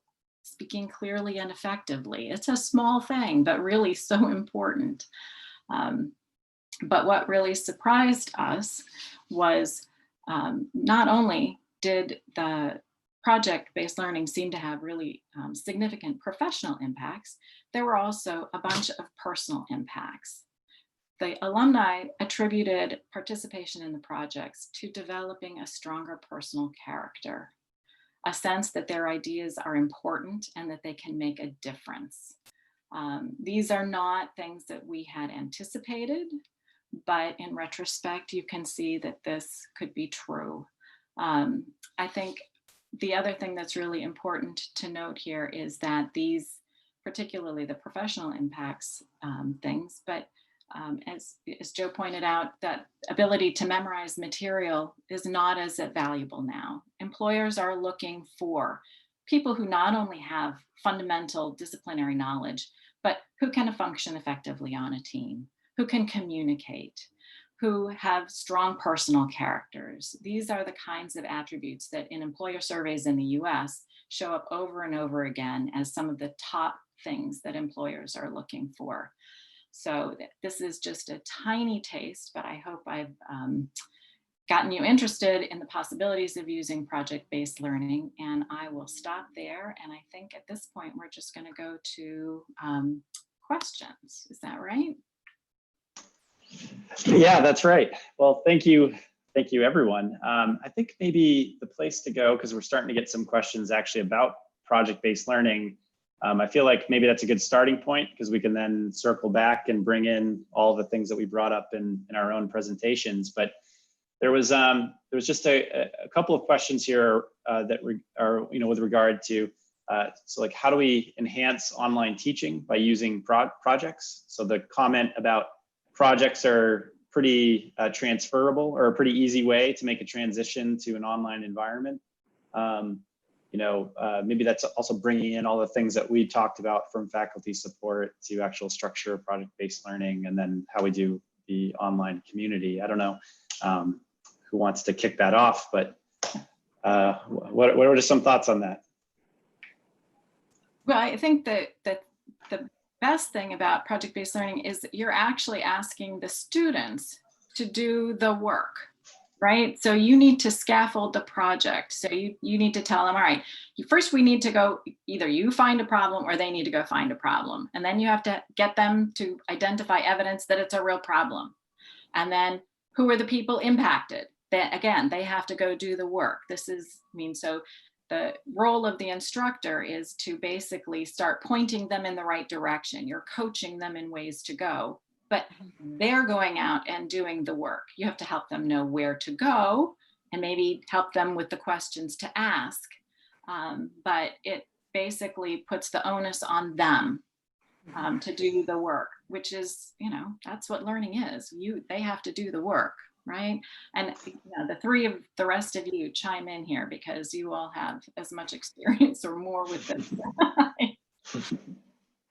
I'll just say that actually to that point, I noticed I'm still relatively new to WPI, and teaching in this formal project-based learning environment is that I think I was always naturally inclined to that type of instruction. However, it became more explicit in that it's a transition from being, the sage on the stage, from being the person with all of the answers, to being the collaborator and director of and guide for students to access the knowledge and acquire the skills needed to complete the project and the project outcomes. So all of that hard work, there's hard work throughout, but as you said, the harder work, the harder intellectual work is the is getting the framing of the problem and the project in the right way, and then providing the guidance to get students to help solve it. Sorry, Sarah, I think I actually stepped in a little bit on your words.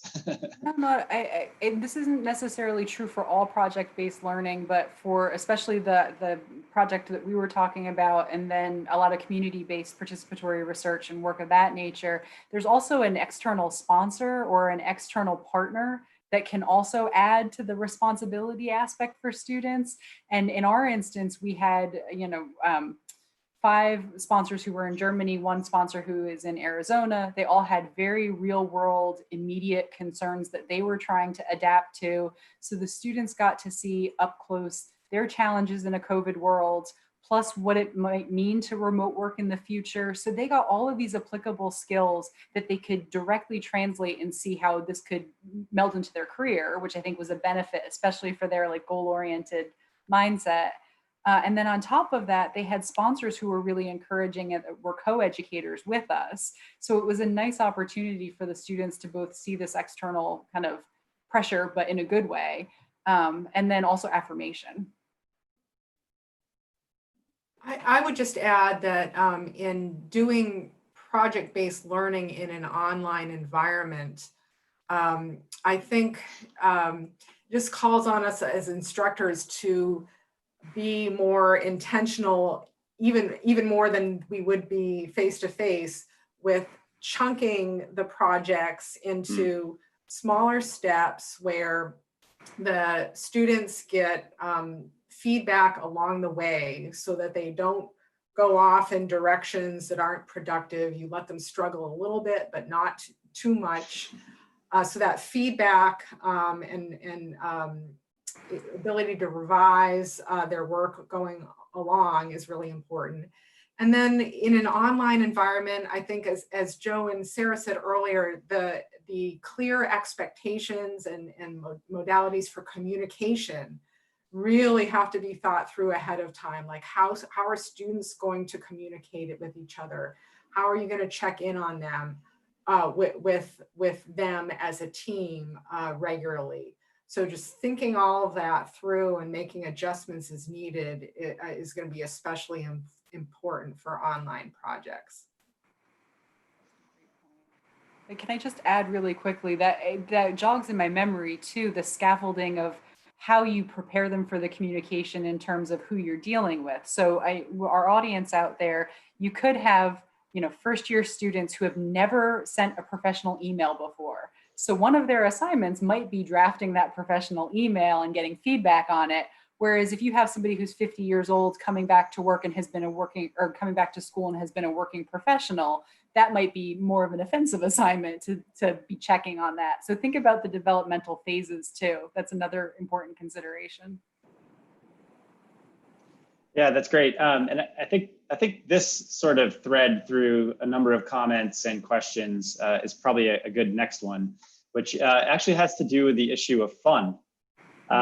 So fun was raised up in a lot of different comments. Some of it was around, about students getting excited and taking ownership of projects.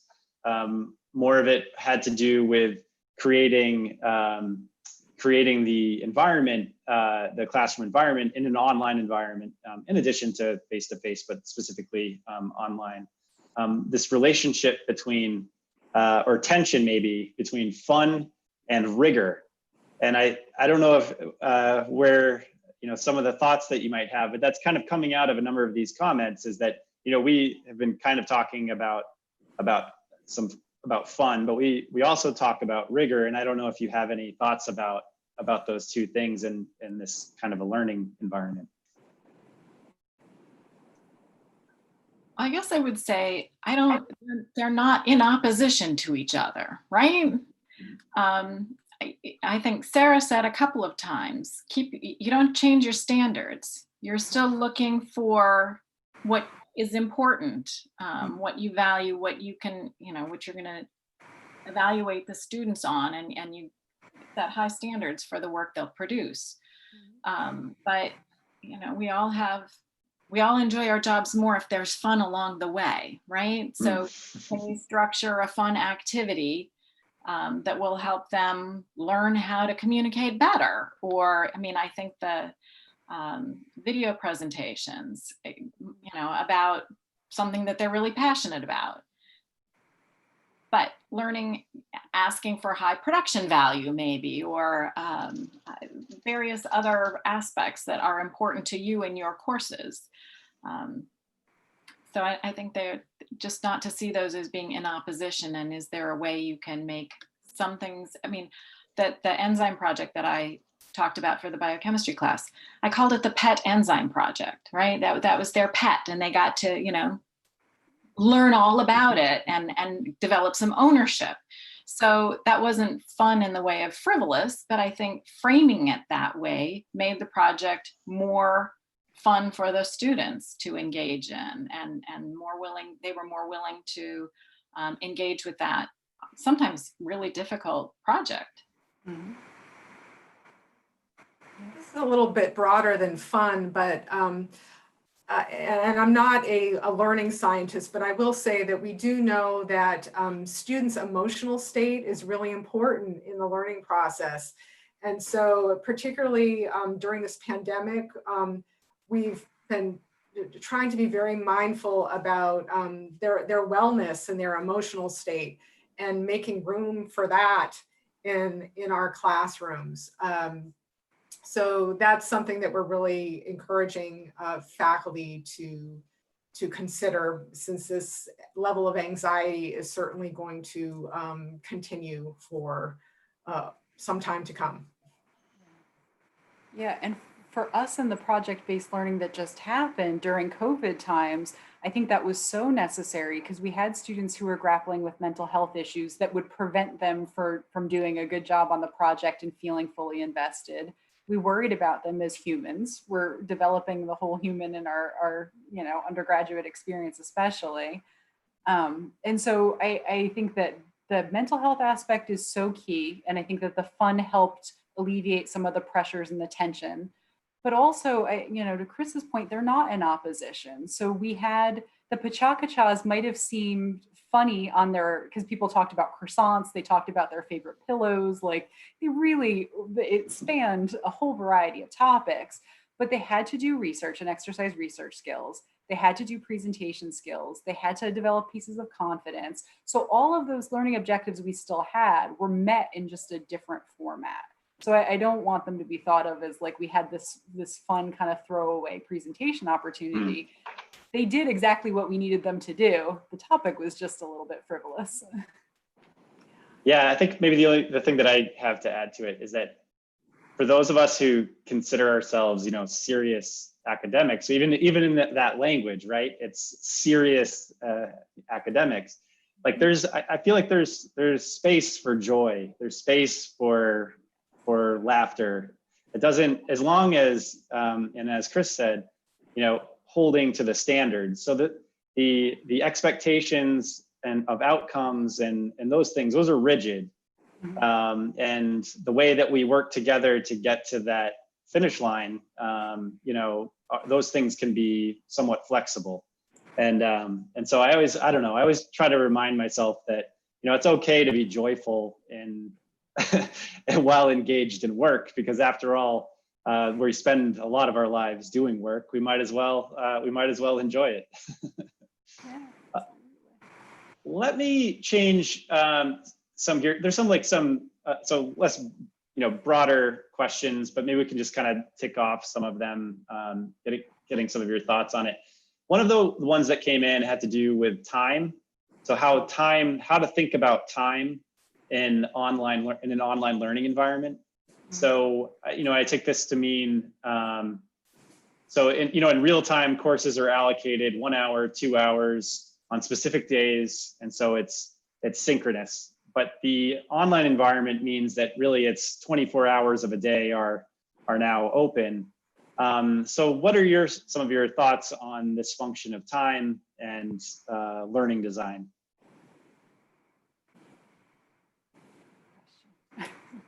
Well, ultimately, the way we're thinking about this for the fall is it's the instructor's decision about the combination of synchronous online activity and asynchronous online activity, we found that for our graduate online programs, many of those students are working professionals and really value and thrive in an asynchronous environment where they can schedule their work on the course at their own convenience.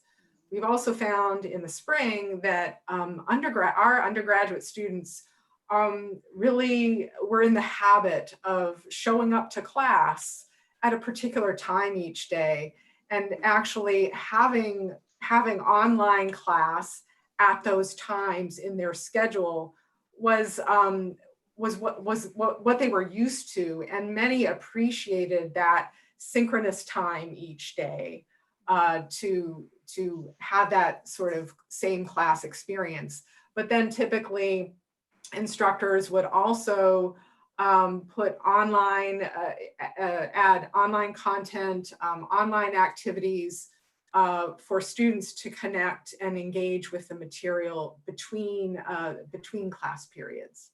Mm-hmm. I think love that. A lot of faculty for that synchronous stuff also made it optional. Mm-hmm. And made sure that important stuff was not delivered only in the synchronous part, in case there were technology issues or, events that made it impossible for students to show up at that time, so that they could be there if they wanted to be there. Mm-hmm. But they didn't have to be there. Not being there would not disadvantage them. That's a great point. Yeah, because we had a lot of time zones that we dealt with, and we had internet issues. We had, I have a student now who's a research assistant this summer who's in Alabama, who the connection keeps dropping. So trying to figure out ways that they don't feel excluded, I think, is incredibly important. But being really consistent with the time too, and not switching things around. I know that it doesn't seem like something you would intend to do going into it, but I've had faculty colleagues who have tried to be responsive to people's schedules and then put when to meet polls out to find common times. And at that point, you're spending more time trying to invest in finding a time for everyone. So I think blending and making sure that you have just clear kind of parameters from the get-go is really important. And as another thing, I think thinking about not asking more time of your students in this version than you would ask of them in the face-to-face version, right? It gets really easy, I think, to probably lose track of how much time you're asking of them. And so sort of put that same hat on that you would have in a face-to-face version to make sure you're not exceeding what the expectations are for a course of the credit that your course bears. Yeah, and I just to jump into the synchronous, asynchronous thing, is that I think there's value in like communion. So the having a class or a group of people convene, even if it's not something for that's like has tremendous learning value or educational value. If it's simply, for example, in my classes, we did a Monday morning stand-up. So borrowing it from the world of software development, the idea that software teams get together and everyone reports what they're doing for the week and where they potentially see problems, but it's not a time for discussion. So it literally is just a check-in. And that act, I think, of communion made it feel like you're not alone and in isolation working, even though the majority of the work was taking place individually across a pretty widespread of geographies. So thinking through, what can be done together, maybe, even if it's not big things, and then what's the work that can be done, asynchronously at people's, according to people's schedules. So this is kind of interesting. So this is back to project-based learning, and it's a question around, so project-based learning, is it only theoretical? Can it be applied to practical-based experiment and field work? And then there was another comment along those lines regarding, I think by practical training and experience, the conversations around, I think, technical types of training and projects. And Chris, I don't know if you want to kind of speak to the types of projects that we do, like in those different domains. Yeah, I mean, we do have lots of projects that are more technical and hands-on. I mean, the robotics engineering, for example. We have a surveying course where the students go out and actually do surveying. You can ask students to go get, I mean, it depends on, you know, if you have what kind of access to equipment you might need. But certainly, when we've got access to equipment, we ask students sometimes go get water samples from somewhere, their sink, a pond, you know, and you can do analyses of them.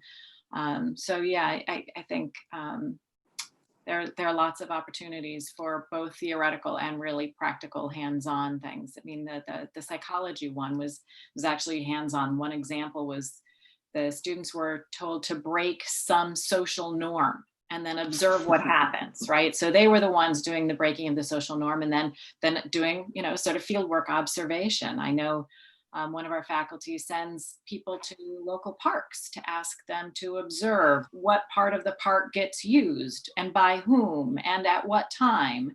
And so, you know, that's another kind of field work that's very easy and accessible to students. So sure.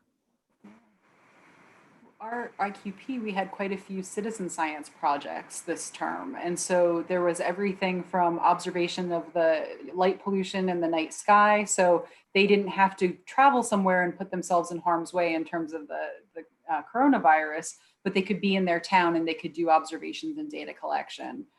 Or one of the teams was working on an app to help support refugees in countries around the world who were displaced and need specific public health support. So they were doing a lot of coding and app development. So things that were really, you know, right in line with their computer engineering background, and ended up being a really valuable project for the sponsors. Yeah, and I would add actually, you know, projects from my own teams. You know, it's everything from the creating educational robotics curricula for, you know, for children ages 6 to 18, to harmonizing data on rural development, rural electrification across all of Namibia for 15 different government ministries and organizations that were working to address the problem. So, I mean, you know, examples of how a project in particular with a sponsor organization is really applied, you know, it's applied, it's application of these, of this theory. I would be, I think, angering a number of people if I didn't raise this question, which has been coming up repeatedly, and that's about assessment. So assessment specifically about project-based learning. So how is it that we think about, you know, the assessment of this if we're doing these projects with project sponsors and having like real world application of it? How is it that you know, that you think about assessment? What is it, you know, from advising faculty to, you know, in our support to actually doing it in the classroom? What are some thoughts? I think one of the things that we have come to realize is that if you're doing project-based learning, you have to evaluate not just the product of the project, and that could be a report or a poster or an app or a something, right? Recommendations. You also have to evaluate the process, because a big part of the learning is how to go about doing a project. And so how the team interacts with each other, how they address the problem, do they move the project forward in effective ways? We've got rubrics developed for all of those different components. We share them with the students ahead of time so they know what we're looking for. We try and do midterm evaluations for them that are just formative. You know, this is what we're seeing. We'd like to see improvement on this. We ask the students to evaluate their own progress. You know, how well do you think you're doing on this? Where do you think the team could perform better? What would it take to do that? Where do you think you could perform better? What would it take to do that? You know, also with how the product is coming along, we need to do those sort of formative and perhaps evaluative assessments along the way. But it's doing project-based learning requires good regular feedback. I think that's been mentioned already. But structuring the project into bits and then giving them feedback on the bits as they're going along, so that they know how well they're doing and they are getting guidance on where they could do better and where they're doing really well. I think those are all really important, and I'm happy to have anybody else chime in. That's good. That was kind of, it actually reaffirms to me that we did it the right way. This past February. Yeah. We had Yeah, midterms. thank you, Chris. Yeah, I feel good about me now. Thank Yeah, you. I know. No, that's great. Yeah, likewise. So one thing that was coming up a little bit, and I'm going to try to put it in across the different comments, which are somewhat related.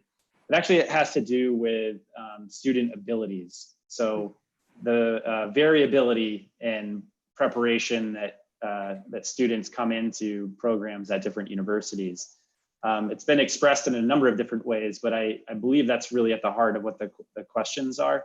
You know, we can interpret it you know, a number of different ways. They're, you know, of talking about like ability, or you know, in some cases, it was primarily being addressed as like academic aptitude and preparation for study. But we view, you know, at WPI, we bring in students of all types of learning styles and things like that. So how is it that we think about, you know, meeting this diverse group of learners, and what are some strategies, I guess, you know, for doing so?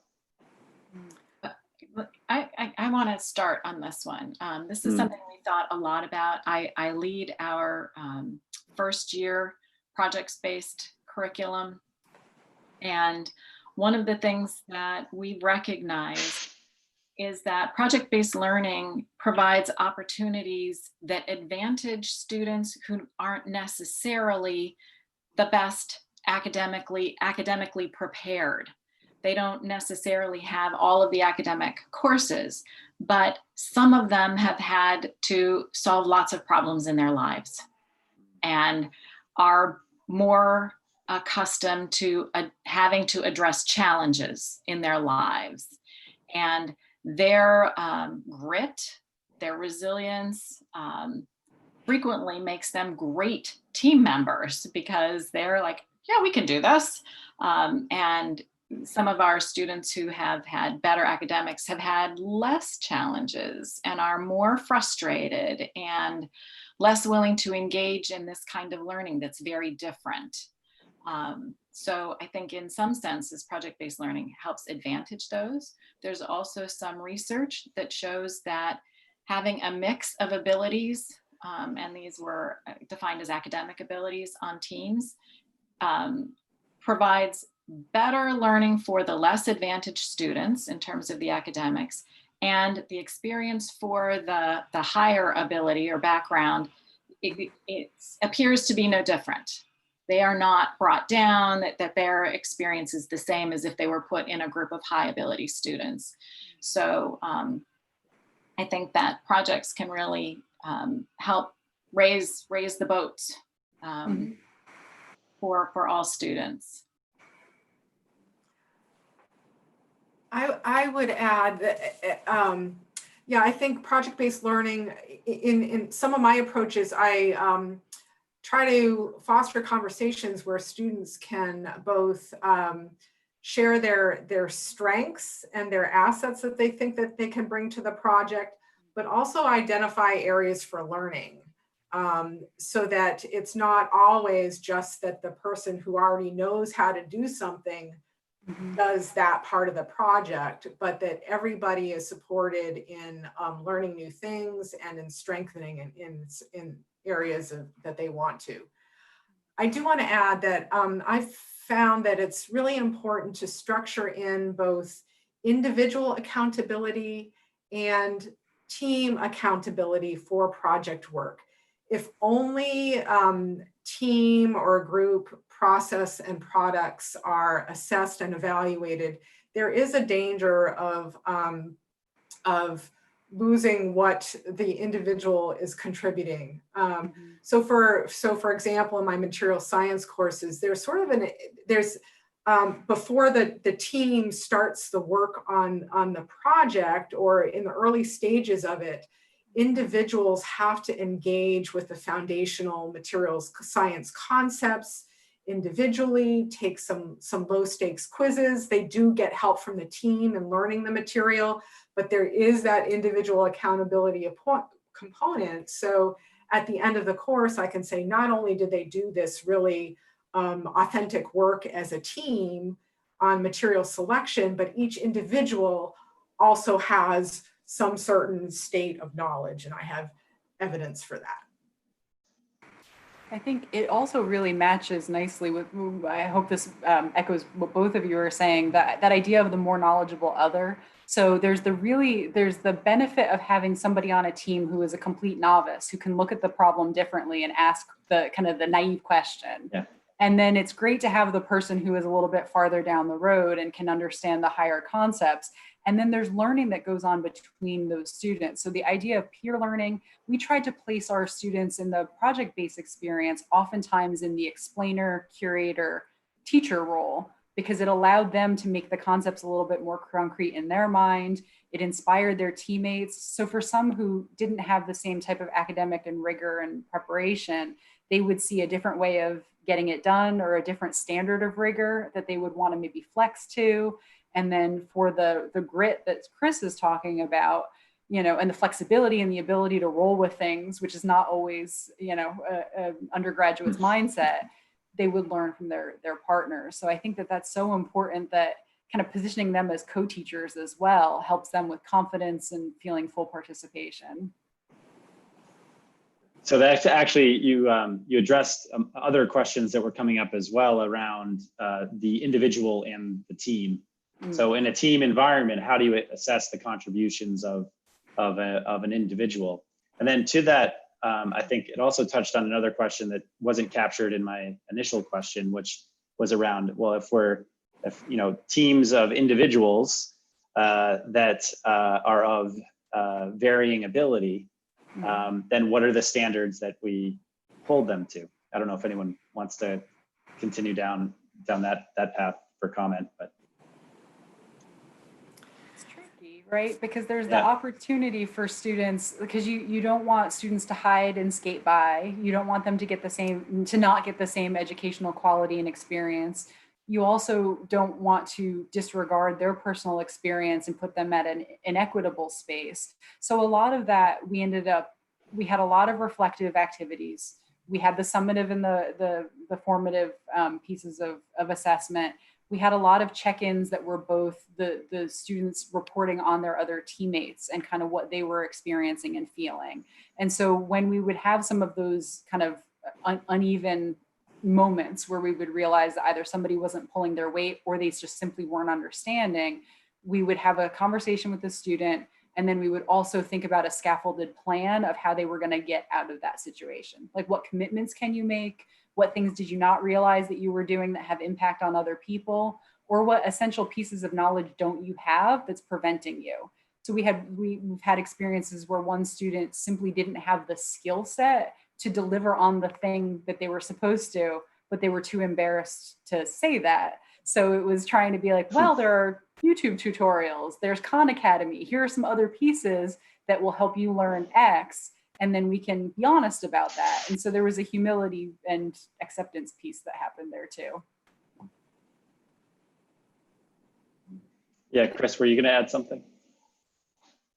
Demetri, sorry. Yeah, I was just going to say the rubrics that Chris Wobe was talking about earlier for all of the outcomes that we like to see for project-based learning, often you include both individual products that we're looking at, products and performance and processes, as well as teams. So it's very clear and transparent to the students that we're looking at both,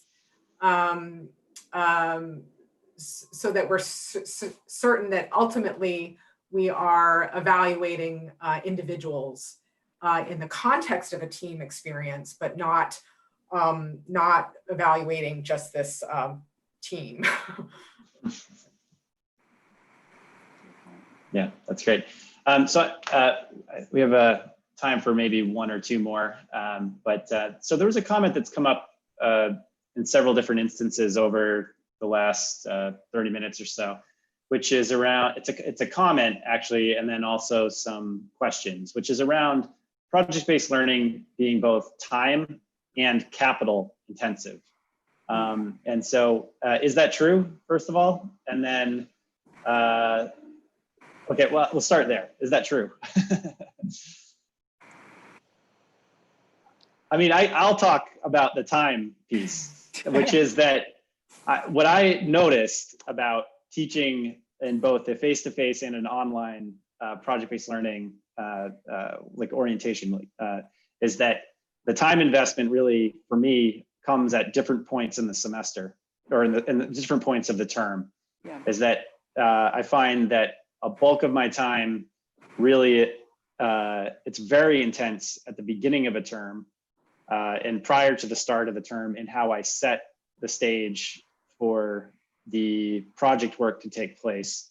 And then there's another point in the term where it's again extremely time intensive. And then towards the end in the preparation of final deliverables and and things like that. I don't know if that's other people's experience, but I noticed that my time commitment, the intensity occurs at different points in the term. I think what you spend your time on also changes. Right. When I was teaching biochemistry, I had to prepare these really intense lectures.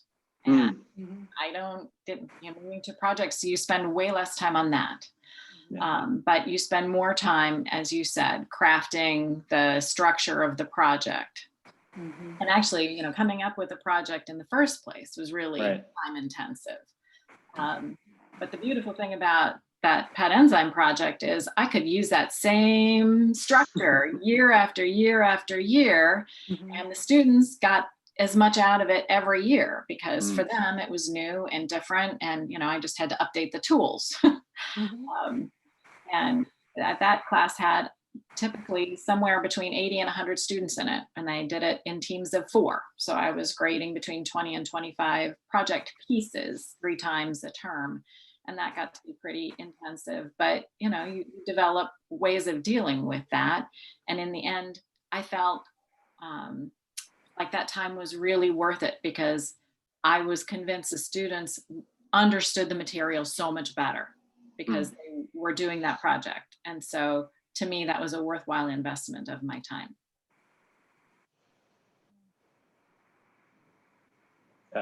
Great.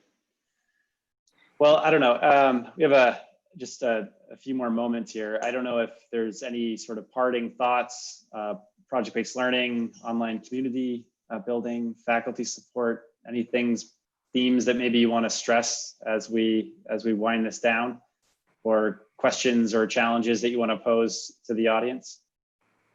Well, I did notice there was a question at one point in Slack. I don't know if it was today or previous days. I was kind of scrolling through while we were chatting about the giant classes, like the really big classes, and how do you replicate some of these more intimate experiences with the giant classes?